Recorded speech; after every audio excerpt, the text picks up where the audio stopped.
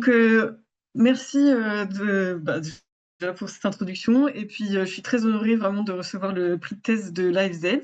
Donc, aujourd'hui, je vais essayer de vous présenter un petit peu mes résultats de thèse. Donc, je vais essayer de faire le tour en 15 minutes. Donc, ce sera sûrement un peu rapide. Donc, n'hésitez pas à poser des questions ensuite. Donc, l'intitulé de ma thèse, c'était une approche cognitive de la relation humain-cheval dans une perspective de bien-être animal. Et plus particulièrement, j'ai étudié la perception des émotions humaines par le cheval. Donc, d'une manière un peu plus globale, dans ma thèse, je me suis vraiment intéressée à la relation humain-animal, qui peut être définie comme l'ensemble des interactions entre les humains et les animaux non humains. Donc, qu'est-ce que c'est des interactions? C'est des échanges et dans un échange, donc il peut y avoir de l'information, des signaux qui peuvent être échangés dans un sens et dans l'autre. Et moi, je me suis intéressée particulièrement au sens de l'humain vers les animaux, donc d'essayer de savoir, comment les animaux nous comprennent, qu'est-ce qu'ils peuvent comprendre de nous. Donc c'est ce qu'on appelle les capacités cognitives des animaux vis-à-vis de l'être humain. Et en particulier, je me suis intéressée aux animaux domestiques qui ont de nombreuses interactions avec l'humain et encore plus en particulier, au cheval qui a une relation un peu spécifique avec l'humain. Donc qu'est-ce qu'on savait, avant ma thèse sur les capacités socio-cognitives des mammifères domestiques vis-à-vis de l'être humain? Donc, il y en a pas mal qui ont déjà, été étudiés, je ne vais pas vous les détailler, mais grosso modo, on sait que, les animaux domestiques peuvent nous reconnaître individuellement, qu'il peut y avoir une certaine communication qu'on appelle référentielle. Il peut y avoir aussi une certaine perception de nos états mentaux par les animaux domestiques, un certain niveau d'apprentissage social aussi, et puis il y avait déjà quelques études sur la perception des émotions humaines par les mammifères domestiques. Donc, avant de vous détailler la bibliographie sur ce sujet, je vais d'abord parler un peu de qu'est-ce que c'est qu'une émotion. Donc, ça peut être défini comme une expérience de courte durée caractérisée par sa valence et induite par un événement ou un objet particulier. Donc, ce qu'on connaît bien, c'est la manière dont on exprime nos émotions, par exemple nos expressions faciales, nos tons de voix, mais aussi nos odeurs corporelles, je vous en reparlerai après. Et puis, enfin, des moyens d'expression qui sont un peu moins connus, ça peut être le toucher, la posture ou les démarches. Et le cadre d'étude, il y a deux cadres d'étude des émotions que j'ai utilisés dans ma thèse. Un cadre qu'on appelle le cadre discret, donc dans lequel on désigne les émotions par des mots, donc comme la joie, la tristesse, la peur, la colère, la surprise ou le dégoût. Encore le cadre dimensionnel dans lequel on caractérise une émotion par sa valence, positive ou négative, et son intensité, qu'on peut aussi appeler niveau d'excitation ou d'activation. Donc, qu'est-ce qu'on savait avant ma thèse sur ce que les mammifères domestiques perçoivent des expressions émotionnelles humaines? Il y a 3 grandes capacités cognitives qui ont été étudiées, 3 processus, donc la discrimination, la reconnaissance intermodale et la contagion émotionnelle. Donc la discrimination, c'est le fait de différencier des signaux qui correspondent à des émotions différentes. Par exemple, on sait que, les chevaux ou les chèvres peuvent différencier des expressions faciales de joie ou de colère. La reconnaissance intermodale, c'est le fait de pouvoir faire le lien entre différentes modalités. Par exemple, on savait que les chevaux pouvaient relier des expressions faciales de joie ou de colère à des expressions vocales correspondantes. Et la contagion émotionnelle, c'est le fait que les animaux puissent être eux-mêmes atteints par cette émotion. Donc là, il y a eu moins d'études sur le sujet, mais quelques indices dans les études sur les autres capacités. Par exemple, lorsque un cheval perçoit la colère d'un humain, il a tendance lui aussi à être dans un état émotionnel plus excité et plus négatif. Donc, ce serait des indices d'une certaine contagion émotionnelle. Donc là, en fait, je vous ai présenté un peu les résultats d'une étude bibliographique qui a montré qu'en fait, la majorité des études sur ce sujet s'étaient concentrées jusqu'à aujourd'hui sur 2 émotions, la joie et la colère, et sur 2 modalités, les expressions faciales et les expressions vocales. Donc l'objectif de ma thèse, c'était de mieux comprendre la perception des émotions humaines par les chevaux en explorant d'autres émotions que la joie et la colère et d'autres expressions que les expressions faciales et les tons de voix. Donc, on commence tout de suite avec la première étude où là, donc, on est resté sur les expressions faciales, mais on s'est intéressé à une émotion encore peu étudiée, l'expression de tristesse notamment, avec une étude sur la discrimination d'expression faciale sur un écran tactile. Donc, l'objectif, c'était de savoir, en fait, les chevaux déjà, est-ce qu'ils peuvent différencier une expression faciale humaine de tristesse d'une expression de joie? Et est-ce qu'ils peuvent différencier ces deux expressions d'autres émotions?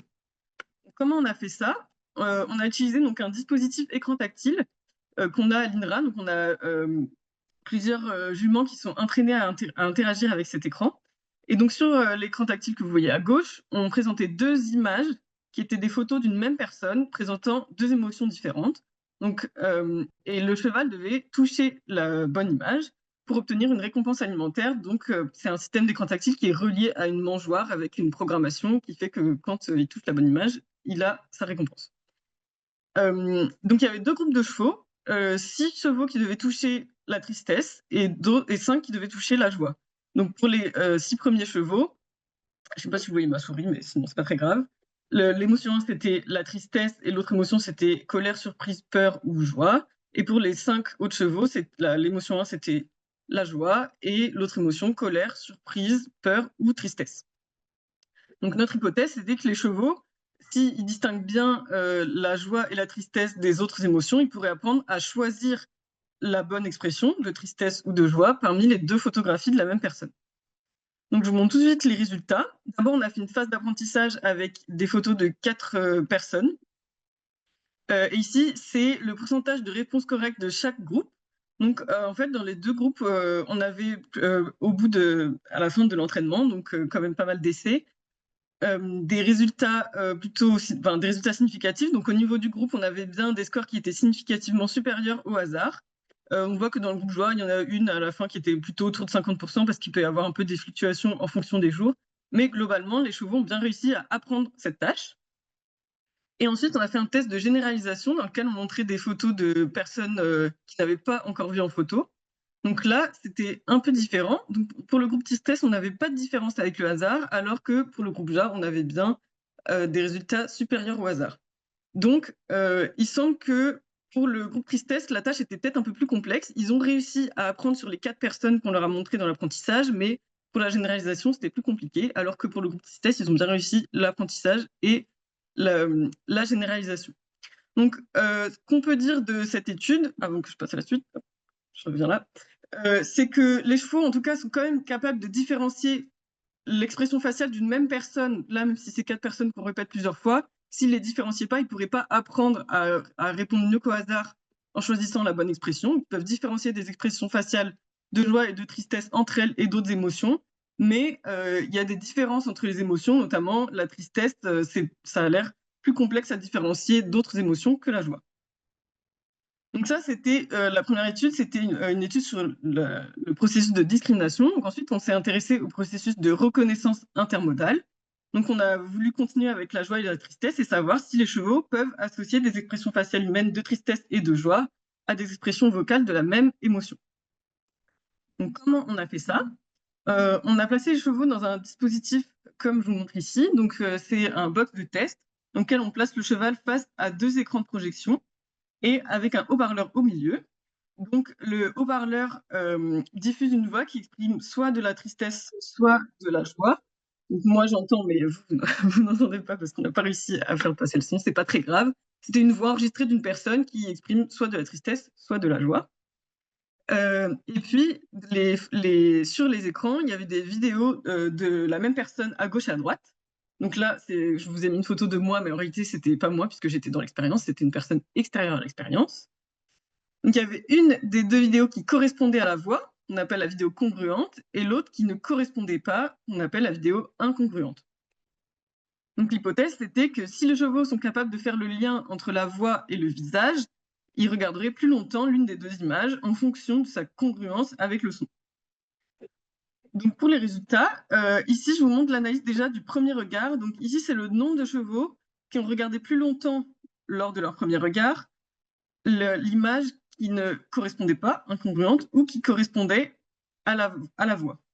Donc on voit qu'il y avait un nombre de chevaux plus important que le hasard qui passait plus de temps à regarder cette image incongruente. Donc qu'est-ce que ça veut dire? Quand ils commençaient à regarder leur premier regard, c'était bien en fonction de la congruence avec le visage.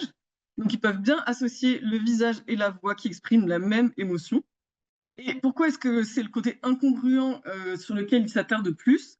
On peut interpréter ça comme de la surprise, en fait. Ils sont apparemment surpris par l'incohérence entre la voix et le visage, et c'est ce qu'on a déjà retrouvé dans d'autres études chez les chevaux avec d'autres émotions, ou aussi chez les bébés.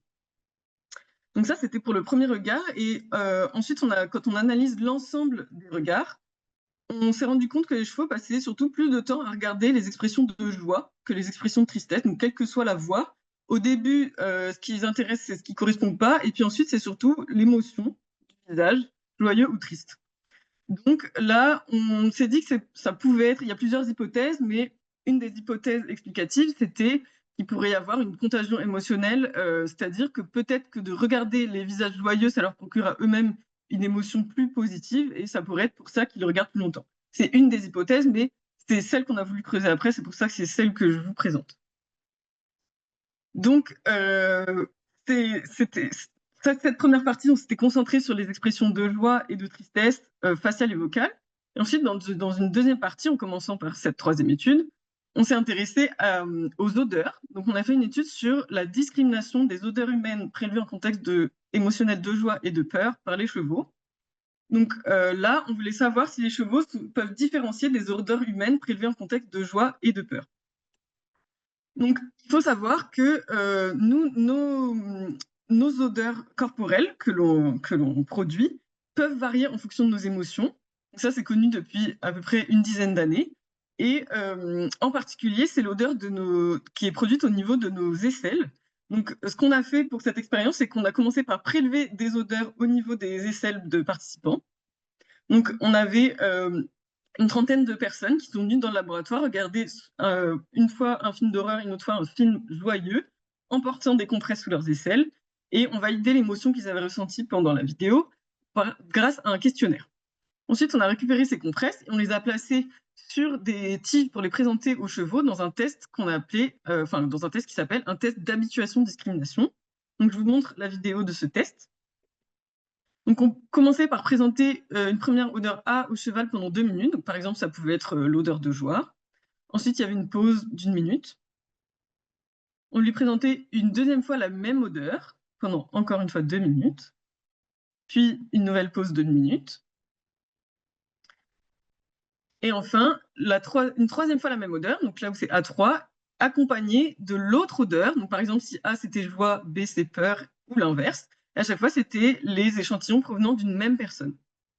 Donc l'hypothèse, c'était que les chevaux sentiraient davantage l'odeur nouvelle, l'odeur B, dans la phase de discrimination, puisque quand un animal s'habitue à un même stimulus, il devient de moins en moins sensible, il s'y intéresse de moins en moins, alors que quand on montre un stimulus nouveau, si le cheval le considère comme différent, il va plus s'y intéresser. Donc ici, je vous montre le résultat du temps de flairage des échantillons par les chevaux en fonction de l'odeur. Donc, on voit que dans la phase d'habituation, il y a bien eu une diminution du temps de flairage, alors que dans la phase de discrimination, le temps de flairage était plus élevé pour l'odeur B que pour l'odeur A. Donc là, on a bien pu valider que les chevaux peuvent distinguer les odeurs d'une même personne selon le contexte émotionnel dans lequel elles ont été prélevées. Et dans cette expérience, je ne vous détaille pas les résultats, mais on a aussi remarqué des différences dans la manière dont les chevaux se comportaient face aux odeurs de joie comparées aux odeurs de peur. Donc, il semblait qu'il y ait un traitement mental différent de ces odeurs en fonction de l'émotion elle-même. Donc, c'est ce qu'on a voulu creuser dans la quatrième étude. Donc, on a étudié la contagion émotionnelle d'humains à chevaux via les odeurs. Donc, l'objectif, c'était de savoir est-ce qu'il peut y avoir une contagion émotionnelle par des signaux olfactifs entre humains et chevaux. Donc, pour ça, qu'est-ce qu'on a fait? On a reprélevé des odeurs de la même manière que dans l'étude précédente, auprès de volontaires. Ensuite, on les a présentés aux chevaux dans un système un peu différent. Donc là, on leur présentait devant le nez sur un morceau de collant qui était attaché à leur licol. Et il y avait 3 groupes de chevaux. Un qui sentait des odeurs prélevées en contexte de peur, un qui sentait des odeurs prélevées en contexte de joie, et un groupe qui sentait des odeurs neutres, donc des compresses vierges. Et ensuite, pendant que ces chevaux sentaient ces odeurs, on leur a fait passer des tests de réactivité, donc pour pouvoir vraiment mesurer dans des tests dans lesquels on connaît l'issue possible, le comportement habituel des chevaux, pour savoir si ce comportement allait changer en fonction de l'odeur qu'on leur présentait. Donc on avait un test de caresse, un test d'approche de l'humain, un test de réaction à la nouveauté et un test de réaction à la soudaineté. Je me dépêche, il ne reste plus beaucoup de temps. L'hypothèse était que la valence émotionnelle, le niveau d'excitation des chevaux varierait en fonction de l'odeur présentée. Ici, je vous montre pour le comportement une analyse en composantes principales. Donc, en fait, ce qu'on voit, c'est en rouge les chevaux qui sentaient l'odeur de peur, en bleu, l'odeur neutre et en vert, l'odeur de joie. Donc on voit que les chevaux, en fait, en rouge se plaçaient plutôt sur la gauche, donc ça correspondait à une relation à l'humain un peu moins bonne et à des réactions de peur plus marquées. Donc ça nous a montré qu'il y avait bien une valence émotionnelle qui était plus négative pour les chevaux qui sentaient l'odeur de peur. Et on a aussi vu des marqueurs physiologiques, donc la fréquence cardiaque maximale pendant le test de réaction à la soudaineté était plus haute chez les chevaux qui sentaient l'odeur de peur. Donc on avait bien une correspondance dans le niveau d'excitation entre les humains et les chevaux. Donc, en conclusion, dans ma thèse, qu'est-ce qu'on a vu? Les chevaux peuvent percevoir différents signaux émotionnels humains, des signaux de différentes émotions, pas seulement la joie et la colère qui étaient déjà connues avant, mais aussi par exemple des signaux de tristesse ou de peur. Ça peut passer par des modalités auditives, visuelles, mais aussi olfactives. Et les chevaux peuvent discriminer des visages, des voix ou des odeurs de différentes émotions. Ils peuvent les reconnaître de manière intermodale et il peut y avoir une certaine contagion émotionnelle entre humains et chevaux. Et tout ça, ça peut impacter le bien-être des chevaux parce qu'en fait, en comprenant mieux les relations entre humains et chevaux, on peut les rendre plus positives. On peut savoir ce qui peut permettre au cheval d'être dans un état émotionnel plus négatif ou plus positif. Donc, c'est pour ça que, que j'ai trouvé intéressant de faire ces études sur la relation humain-cheval. Merci à tous pour votre attention. Merci à toutes les personnes qui ont contribué à ces recherches, également aux chevaux et encore une fois à l'AFZ de m'avoir invité pour présenter mes résultats.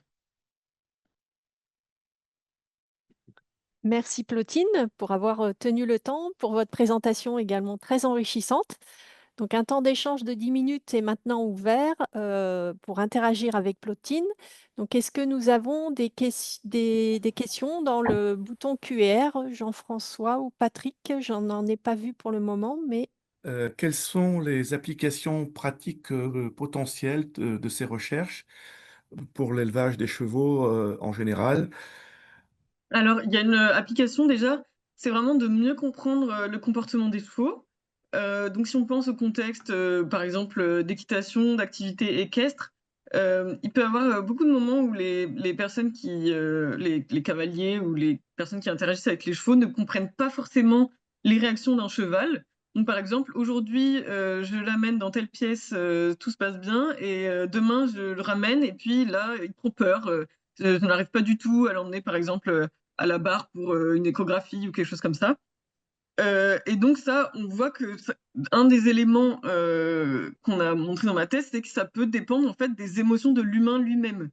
Donc par exemple, si l'humain a eu lui-même une grosse peur juste avant, peut-être que son odeur peut être perçue par le cheval qui lui-même va être dans un état euh, plus apeuré et donc il va peut-être pas vouloir faire ce qu'il a bien voulu faire le jour d'avant.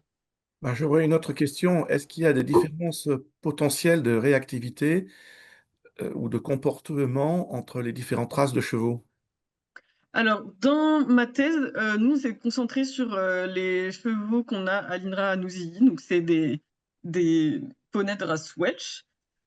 Donc, je n'ai pas étudié en particulier les différences entre races, mais ce qu'on sait, c'est qu'il y a quand même des études en cognition sur le cheval et sur la relation humain-cheval qui ont déjà été menées aussi dans d'autres laboratoires, dans d'autres pays, où il y a souvent plusieurs races qui sont incluses. Donc, par exemple, des personnes qui font des études en centre équestre ou avec des élevages d'autres espèces. Et jusqu'à maintenant, on ne voit pas de grosses différences entre races dans la perception des humains par les chevaux. Donc on peut penser qu'a priori, ce qu'on a trouvé dans cette thèse peut sûrement s'appliquer aux autres races, mais ça reste à explorer pour savoir peut-être s'il y a des petites subtilités en fonction des races. Il y a peut-être des différences en fonction de l'âge de l'animal, par exemple? Oui, aussi. D'ailleurs, j'ai une collègue qui a fait sa thèse sur aussi la relation humain-animaux, dont la relation humain-cheval. Et elle a vu que les chevaux avaient pas la même relation aux humains en fonction de leur âge. Donc, par exemple, il était plus difficile d'approcher un cheval avec un objet nouveau quand il était jeune que plus âgé. Donc, c'est possible aussi que dans la perception de nos émotions, il y ait des différences au niveau de l'âge. Ça peut être une question développementale. Peut-être que les chevaux apprennent petit à petit au contact de l'humain à déchiffrer nos émotions et qu'ils réagissent d'une manière différente au cours de leur vie. Alors, il y a une question. Cette présentation sera-t-elle réalisée dans une session de l'EAP à Innsbruck? Donc à Innsbruck, je vais présenter la 4e expérience plus en détail, si je me souviens bien. Oui, normalement, c'est ça. Donc une partie plus détaillée. Et il y a une autre question, est-ce que ces résultats ne viennent pas étayer ce qui se passe et ce qui se pratique en séance de médiation équine? Oui, tout à fait, ça peut aider à comprendre. Donc la médiation équine, c'est encore très peu étudié aujourd'hui de manière scientifique. Mais justement, c'est des situations où il peut y avoir pas mal d'expressions émotionnelles de la part des humains. Donc ces études peuvent aider à mieux comprendre la médiation. Après, il faudrait justement développer et faire des études plus précisément sur des situations de médiation. Mais c'est déjà des premières pistes. Alors bonjour, moi aussi j'ai bien apprécié la présentation. Je me suis désolée, j'ai un peu de bruit autour de moi, j'espère que vous m'entendez bien. J'ai plein de questions, mais on n'aura peut-être pas le temps de tout traiter. Une qui concerne un petit peu la compréhension. Au début, vous parlez de communication référentielle dans ce qui était déjà connu. Qu'est-ce que c'est exactement? La communication référentielle, c'est le fait de communiquer par des gestes ou des mots en faisant référence à quelque chose. Donc en fait, ce qui est le plus connu, c'est le geste de pointage. Donc nous, entre humains, ça nous arrive beaucoup de pointer quelque chose avec le doigt, avec le bras tendu et le doigt tendu pour désigner un objet ou une personne. Et donc en fait, il y a des études qui sont intéressées à la manière dont les animaux, les mammifères domestiques perçoivent ces gestes. Donc par exemple, les chiens sont très forts, ils comprennent très bien le geste de pointage. Chez le cheval, c'est un peu plus mitigé. Il y a certaines études où les chevaux comprenaient bien les gestes de pointage. Donc en fait, c'est des études où on met par exemple de la nourriture, on met 2 seaux de part et d'autre de l'expérimentateur, et l'expérimentateur va pointer un des 2 seaux et on regarde si le cheval se dirige plus vers le seau qui est pointé. Donc dans certaines études, les chevaux se dirigent presque à tous les coups vers le seau pointé, alors que dans d'autres, ils font un peu au hasard ou presque. Donc c'est voilà, un peu plus mitigé chez le cheval. Et alors une question plus sur les perspectives peut-être. Est-ce que justement qu'est-ce que ça vous a amené à peut-être à définir comme suite à donner à cette recherche? Et en particulier, je me posais la question de savoir s'il y avait potentiellement des corrélations entre justement, par exemple, les expressions du visage et les expressions de la tête du cheval.